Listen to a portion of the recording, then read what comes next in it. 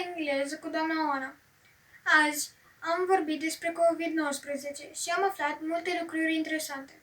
Stați așa, mai am o întrebare pentru doamna profesoară. Teacher, which is your opinion? How do you think we could protect ourselves from coronavirus after the start of this lockdown? Good question, Darius.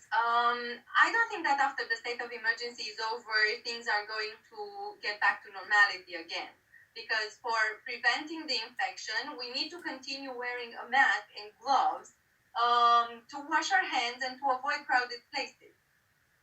Thank you. Așadar, trebuie să purtăm mască, mănuși și să ne spălăm des pe mâini. Aveți grijă de voi. Totul va fi bine.